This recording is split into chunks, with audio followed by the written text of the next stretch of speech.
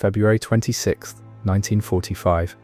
The Austrian Alps above the Ötztal Valley in the western Tyrol, 3 in the morning, temperature well below freezing, the ridge of a glacier and 9,000 feet, catching the wind that comes off the mountains in the specific way that wind at that altitude comes, not from one direction but from every direction simultaneously, a physical fact of high terrain that no amount of prior briefing fully prepares a human body for. A B-24 Liberator has just made its approach run at the lowest altitude the terrain permits, and 3 figures have gone out of its jump hatch into the dark, over-occupied Austria. The parachutes open. One of the 3 men, the team leader, a 23-year-old OSS sergeant from Freiburg im Breisgau, Germany, lands on the glacier surface and immediately begins moving, because the sound of the aircraft will have been heard in the valley below, and the window between landing and discovery is exactly as long as it takes the men moving toward the sound to cover the distance between the valley floor and the glacier's edge. He has done something in the past 4 seconds that no briefing document or training exercise fully described to him in advance. He has jumped out of an American military aircraft into the country that took everything from his family, in the dark, wearing a German officer's uniform, and he has landed. The rest of it he will have to improvise. He has been improvising since 1938. He is very good at it. Sergeant Frederick Mayer, known to everyone who served with him, and to everyone who has told his story since as Freddy, was 23 years old. He was born on October 28, 1921, in Freiburg im Breisgau, a city in the Black Forest region of Baden that is one of the oldest university cities in the German-speaking world, and that is, by the account of everyone who knew it before the war, a genuinely beautiful place. The medieval architecture, the small canals called Bächle that run through the streets carrying glacial water, the proximity of the Schwarzwald, producing a landscape of a particular kind that makes people who grow up in it carry it for the rest of their lives as a specific internal geography. His father, Heinrich Mayer, was a Jewish man who had served in the Imperial German Army during the First World War and had been decorated with the Iron Cross Second Class for gallantry at the Battle of Verdun, a fact that is not incidental to this story but central to it, because it means that Frederick Mayer's father had fought for Germany and been decorated by Germany and had raised his son in Germany and had built a German life with the specific investment of a man who believed the country he fought for was also the country he belonged to, and that the Germany of the 1920s seemed to confirm this, and that the Germany of the 1930s revised it with a thoroughness and a speed that the Iron Cross on his father's chest could not slow. Frederick grew up in Freiburg speaking German as his native language in the specific accent of the Baden region, moving through school and into an apprenticeship as a diesel mechanic with the Ford Motor Company in Germany, building his own mechanical expertise with the practical focus of a young man who likes engines and understands how things work at a functional level. He liked engines, he was good at fixing things that were broken, he had a way with people, specifically an ability to read a room and a person, and to calibrate his behavior to what the moment required that his trainers at OSS would later describe as among the most naturally developed operational instincts they had encountered. He also spoke German, like a German from Baden, which was not a skill that could be taught to someone who had not grown up doing it, which was precisely why OSS wanted him. In 1938, after Kristallnacht, the family left. They went to the United States through the refugee channels available in that year, arriving with the particular combination of relief and loss that characterized Jewish emigration from Germany in that period. Relief at being out, loss of everything that being out meant leaving behind. Freddy was 17. He worked in New York, then moved to West Virginia, then enlisted in the United States Army after Pearl Harbor, in the manner of a man who had already formed a clear opinion about what needed to be done, and was waiting only for the mechanism that allowed him to do it. The army trained him as an infantryman, sent him to North Africa, and eventually directed him toward the OSS, which had been looking for German-speaking men willing to go back into the country they had left, and which had found in Mayer exactly the combination of linguistic fluency, mechanical competence, physical capability, and personal operational instinct that its most dangerous assignments required. He volunteered for Operation Greenup with the specific directness of a man who has been waiting for the right thing to volunteer for. He said later that he had a practical motto that organized his approach to most situations: do your best at everything every day, control what you can and what you can't, don't worry about. He said it in the flat practical voice of someone describing a tool that works. Gauleiter Franz Hofer was 53 years old. the Nazi Party's regional leader for the Tyrol-Vorarlberg district of Austria, one of the more ideologically committed regional administrators in the Nazi civilian governance apparatus,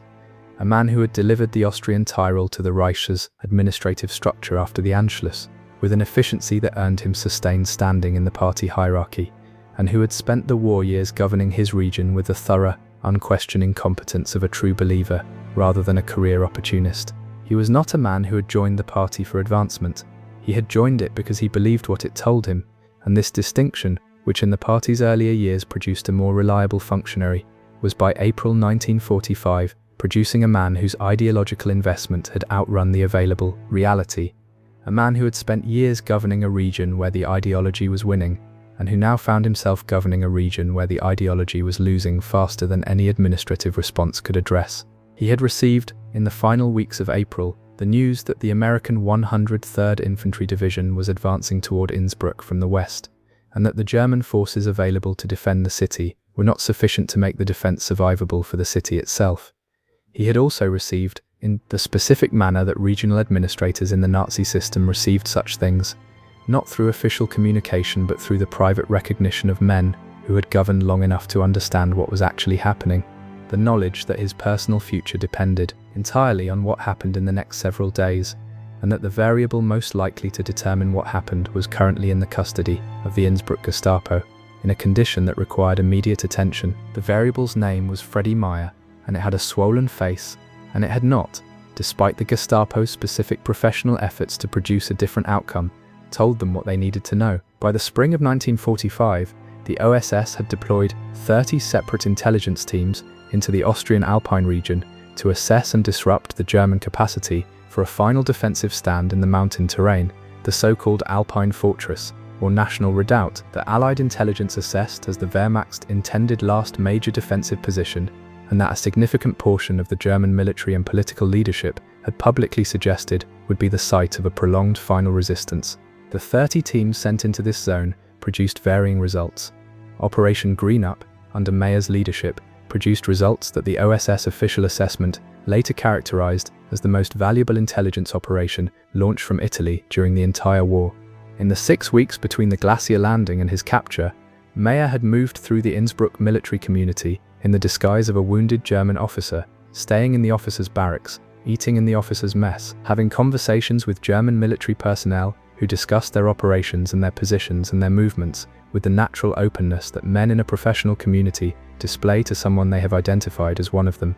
He had befriended a German engineering officer who had worked on the Führerbunker in Berlin and had extracted from that friendship the exact dimensions and layout of the bunker's construction, which he radioed back through his team's Dutch-born radio operator, Hans Winberg, to OSS headquarters in Italy. He had obtained the precise timing schedules of troop and ammunition trains moving through the Brenner Pass between Austria and Italy, the critical supply route for the entire German military position in northern Italy, and had radioed those schedules directly, producing a targeting intelligence package that the US 15th Air Force used to execute bombing missions against German supply operations with a precision that would not have been achievable through aerial reconnaissance alone. He had recruited, in the surrounding villages and within Innsbruck itself, a network of local contacts, Wehrmacht officers who had concluded the war was lost, police detectives with personal reasons to want the regime replaced, ordinary Austrian civilians who had arrived at the same conclusion through different routes, and who were willing to take the specific risk that helping an American spy in a German uniform required when the Gestapo was still operational and still capable of executing people for exactly that. When he changed his cover from wounded German officer to French electrician fleeing the Soviets, he was operating with the improvisational flexibility of a man whose primary operational asset was his ability to read what the moment required and to become it without visible transition. He was captured in late April when a black market contact was arrested by Nazi authorities and gave up Meyer's location under pressure. The Gestapo came for him in the specific manner of an organization that understood what it was collecting, a Jewish American spy in enemy territory who had spent 6 weeks living in their officer barracks, and took him to their Innsbruck headquarters. The Gestapo's interrogation of Frederick Meyer lasted several days. The details of what those days contained are known from Meyer's own subsequent accounts, from the accounts of other prisoners who witnessed portions of it, and from the physical evidence that was visible on his face when he emerged from the building alive. He did not give them his network. He did not give them Winberg's location. He did not give them the names of the Austrian contacts who had housed and fed and supported the team across 6 weeks of operation, any of whom would have been executed within hours of identification. The OSS station in Italy received a message from Meyer during this period, transmitted through a channel he had managed to preserve, that read, "Do not worry about me, I am really not bad off." Alan Dulles, the senior OSS officer in Europe who received this message, later noted that it was among the most remarkable communications he had received during the entire war, given that it was sent by a Jewish man in Gestapo custody in occupied Austria, and that its tone was factually accurate. Meyer was alive, which was the operational minimum he needed to be. The Gestapo's failure to extract the network through Meyer's interrogation was the result of a combination of factors that his trainers at OSS had identified in him during selection: the physical endurance, the psychological steadiness, and the practical clarity of a man whose motto about controlling what you can and not worrying about what you cannot turns out to function as a genuinely useful operational framework when what you cannot control includes what is being done to your face. He did not give them the network. The network survived. Gauleiter Franz Hofer understood, by early May 1945, that the American forces were days from Innsbruck, and that the German military capacity to defend the city had reached the specific threshold below which continued resistance produces only casualties and rubble without changing the outcome. He also understood, with the precise political intelligence of a man who had spent 12 years in the Nazi administrative apparatus and who was now performing the mental calculation that every senior Nazi official was performing in the spring of 1945, that his own personal future was a function of what he did in the next 72 hours and of who he did it with. He needed someone with access to the American command. He had, in the custody of his own security police, a man who was precisely that, an American officer, wounded and currently unable to walk without assistance, who could be transformed from a Gestapo prisoner into a negotiating instrument if Hofer was willing to commit to a course of action that required him to act against the explicit instructions of the regime he had served with complete conviction for 12 years. He sent for Meyer. He told Meyer what he was prepared to offer. Innsbruck declared an open city, no military resistance to the American advance, the German garrison ordered to stand down.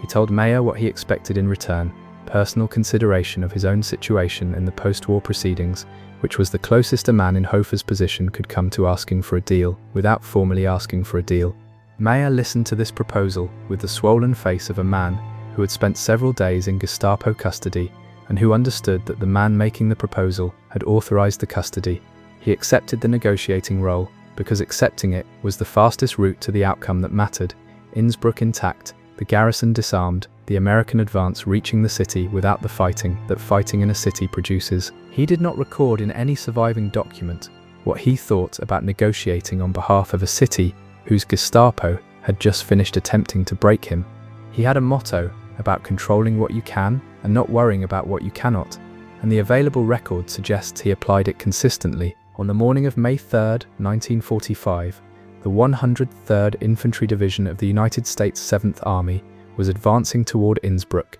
when the lead elements of the column observed a car approaching from the direction of the city, moving fast, with a large white bedsheet attached to a pole, and flying from the vehicle in the universal language of a request to talk rather than shoot. Major Bland West, the division's senior intelligence officer, watched a young man climb out of the car. The young man's face was comprehensively damaged, swollen in the specific way that faces become after a sustained interrogation, and he was moving with the careful deliberateness of someone whose body was reporting several things simultaneously and choosing to address the most operationally urgent one first. He identified himself as Lieutenant Frederick Meyer of the OSS. He explained that he was there to arrange the German surrender of Innsbruck to American forces. He invited Major West to return with him to the Gauleiter's residence outside the city, where the formal surrender would be received. Major West went with him.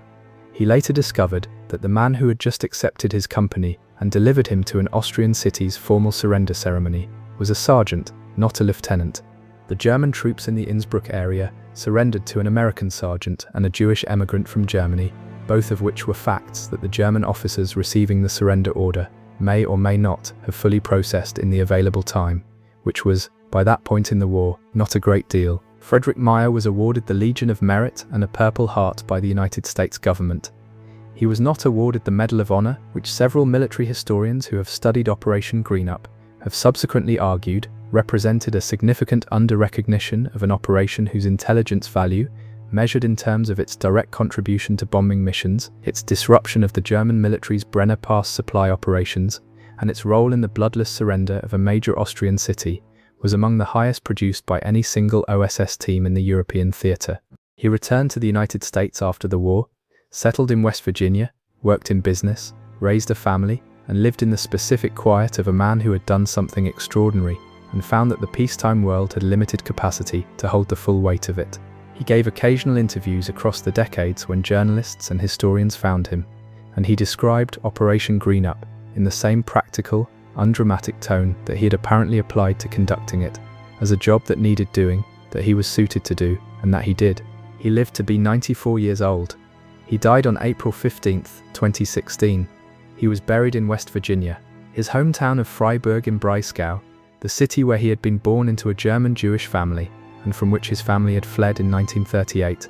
recognized him after his death with a memorial commemoration at the city's Jewish Museum. His father's Iron Cross from Verdun had been awarded by the Germany of 1916.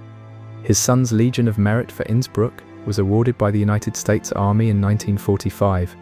The distance between those two decorations is not easily measured in the available units. Franz Weber, the Austrian anti-Nazi who parachuted with Meyer and Winberg, and whose family in the village of Oberpurfers had housed and supported the team, survived the war and lived until 2008. Hans Winberg, the Dutch-born radio operator who transmitted the team's intelligence to Italy across 6 weeks of Operation Greenup, survived the war and returned to the United States. Franz Hofer was tried at Nuremberg in the subsequent proceedings, convicted on charges related to his administration of the Tyrol-Vorarlberg district, sentenced to imprisonment, and released under the same general clemency program that reduced or eliminated the sentences of numerous convicted Nazi officials in the political context of the early Cold War. He lived until 1975. He described his decision to negotiate the surrender through Meyer in terms that emphasized his desire to spare Innsbruck the destruction that continued resistance would have produced,